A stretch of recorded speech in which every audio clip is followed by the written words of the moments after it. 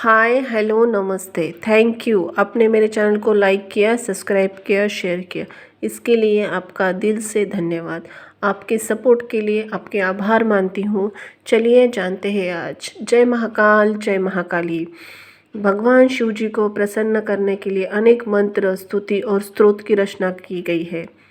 इनके जप और गान से भगवान शिव अत्यंत प्रसन्न होते हैं। श्री शिव रुद्राष्टकम स्तोत्र इन्हीं में से एक है। यदि प्रतिदिन शिव रुद्राष्टकम का पाठ किया जाए तो सभी प्रकार की समस्याओं का निदान स्वतः ही हो जाता है। साथ ही भगवान शिव जी की कृपा प्राप्त होती है। महाशिवरात्रि, श्रावण अथवा चतुर्थी, इस तिथि को इसका जाप किया जाए तो विशेष फल मिलता है। श्री रामचरितमानस के उत्तरकांड में वर्णित रुद्राष्टक की कथा कुछ इस प्रकार है। इसमें जानेंगे इसका महत्व और पूर्ण संपूर्ण श्री रुद्राष्टकम हिंदी में। चलिए जानते हैं। कांगशुंडी परम शिव भक्त थे। वो शिव जी को परमेश्वर एवं अन्य देवता से अतुल्य जानते थे। उनके गुरु श्री लोमेश शिव के साथ साथ राम जी से भी असीम श्रद्धा रखते थे। इस वजह से कांगशुंडी का अपने गुरु के साथ मतभेद था। गुरु ने समझाया, स्वयं शिव भी राम नाम से आनंदित रहते हैं और तू तो राम की महिमा को क्यों अस्वीकार करता है। ऐसे वचन सुने तो उसे शिवद्रोही मान कांगशुंडी ने अपने गुरु से रुष्ट हो गए। उसके उपरांत कांगशुंडी एक बार महायज्ञ का आयोजन किया। उन्होंने अपने यज्ञ की सूचना गुरु को नहीं दी। फिर भी सरल हृदय के भाव से वो भक्त के यज्ञ में सम्मिलित होने पहुंच गए। शिव जी पूजन में बैठे और कांगशुंडी ने उन्हें गुरु को देखा, किंतु वो अपने आसन से नहीं उठे, न कोई सत्कार किया। सरल हृदय के गुरु ने एक बार फिर बुरा नहीं माना, पर महादेव तो महादेव ही है, वो अनाचार क्यों सहने लगे। इसके बाद भविष्यवाणी हुई, अरे मूर्ख अभिमानी, तेरा सज्ञानी गुरु सरलता से तुझ पर क्रोध नहीं किया, लेकिन मैं तुझे शाप दूंगा क्योंकि तूने नीति का विरोध मुझे पसंद नहीं किया। यदि तुझे दंड न मिला तो वेद मार्ग भ्रष्ट हो जाएंगे।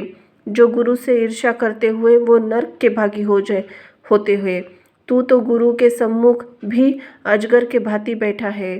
अंत अब अधोगति को प्राप्त पाकर अजगर बन जाएगा, किसी वृक्ष के कटोर में ही रहेगा।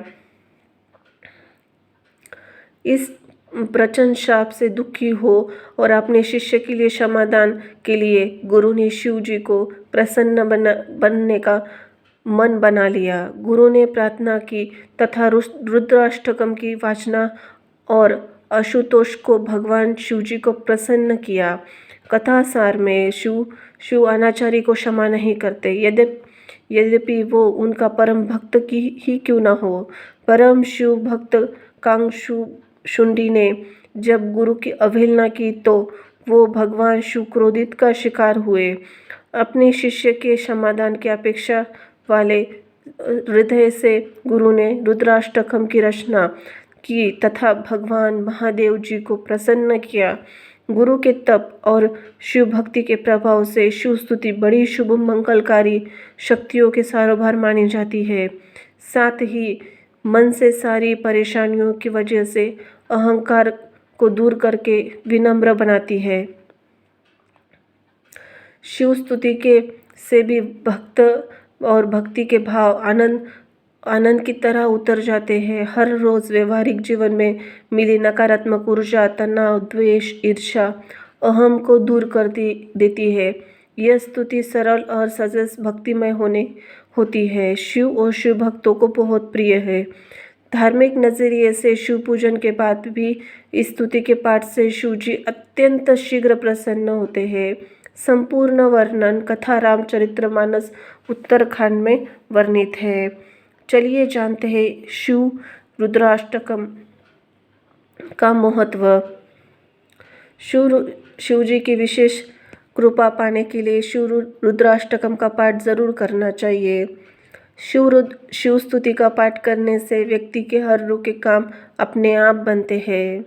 शिव रुद्राष्टकम का पाठ भगवान को सावन महीने में या महाशिवरात्रि में करना चाहिए।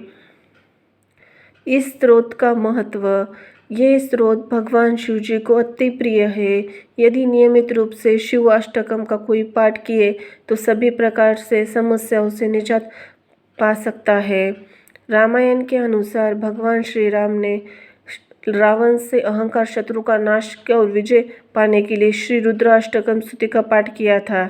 इस पाठ को करने से भगवान शिव प्रसन्न हुए थे और उन्होंने विजय पाने के आशीर्वाद दिया था, जिस वजह से अहंकारी रावण का अंत हो गया। हिंदू धर्म में ऐसा माना जाता है रुद्राष्टकम का पाठ करने से व्यक्ति शत्रु पर विजय पा सकता है। चलिए जानते हैं रुद्राष्टकम का पाठ संपूर्ण हिंदी में। हे मोक्ष रूप विभु व्यापक ब्रह्म वेद स्वरूपम ईशान दिशा के ईश्वर और सबके स्वामी शिव जी, मैं आपको नमस्कार करता हूँ। निज स्वरूप में मैं स्थित भेद रहित इच्छा रहित चेतन आकाश रूप शिव जी, मैं आपको नमस्कार करता हूँ। निराकार ओकार के मूल तुरीय वाणी और ज्ञान इंद्रियों से परे कैलाशपति विकराल महाकाल के भी काल कृपालु गुणों के भी धाम संसार से परे परमेश्वर, मैं आपको नमस्कार करता हूँ। जो हिमाचल के समान गौर वर्ण तथा गंभीर है, जिनके शरीर में करोड़ों कामदेवों की ज्योति एवं शोभा है, जिसके सिर पर सुंदर नदी गंगा जी विराजमान है और जिनके ललाट पर द्वितीया का चंद्रमा और गले में सर्प सुशोभित है, जिनके कानों में कुंडल शोभा पा रहे हैं, सुंदर भ्रुकुटी और विशाल नेत्र है, जो प्रसन्न मुख नीलकंठ और दयालु है, सिंह चर्म का वस्त्र धारण किए और मुंडल माल पहने हुए हैं, उनके सबके प्यारे और सबके नाथ शंकर जी को मैं भजता हूँ, उन्हें मैं नमन करता हूँ। प्रचंड श्रेष्ठ तेजस्वी परमेश्वर अखंड अजन्मा करोड़ों के सूर्य के समान प्रकाश वाले तीनों प्रकार के शूलों का निर्मूलन करने वाले, हाथों में त्रिशूल धारण करने वाले और भाव के द्वारा प्राप्त होने वाले भवानी के पति श्री शंकर जी को मैं भजता हूँ। कलाओं से परे कल्याण स्वरूप प्रलय करने वाले सज्जनों को सदा आनंद देने वाले त्रिपुरासुर शत्रु सच्चिदानंद घन मोह हरने वाले मन को मथ डालने वाले, हे प्रभु प्रसन्न होइए। जब तक मनुष्य श्री पार्वती जी के पति चरण कमलों को नहीं भजते, तब तक उन्हें न तो इहलोक में न ही परलोक में सुख शांति मिलती है, अनेक कष्टों का भी नाश नहीं होता। अंत है समस्त जीवों के हृदय में निवास करने वाले प्रभु प्रसन्न होइए। मैं न तो योग जानता हूँ, न ही जप और न ही पूजा। हे शंभो, मैं तो सदा सर्वदा आपको ही नमस्कार करता हूँ। हे प्रभु, बुढ़ापा तथा जन्म दुख समूहों से जलते हुए मुझे दुखों से रक्षा कीजिए। हे शंभु, मैं आपको ही नमस्कार करता हूँ।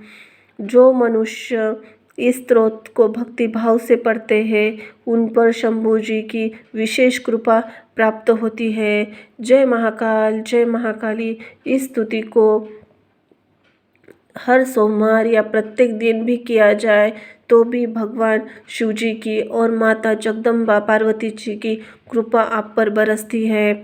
सिर्फ प्रसन्न मन से कीजिए, हर काम दिल से शुद्ध होके कीजिए, तो भगवान आपके साथ ही है, आपके पास ही है।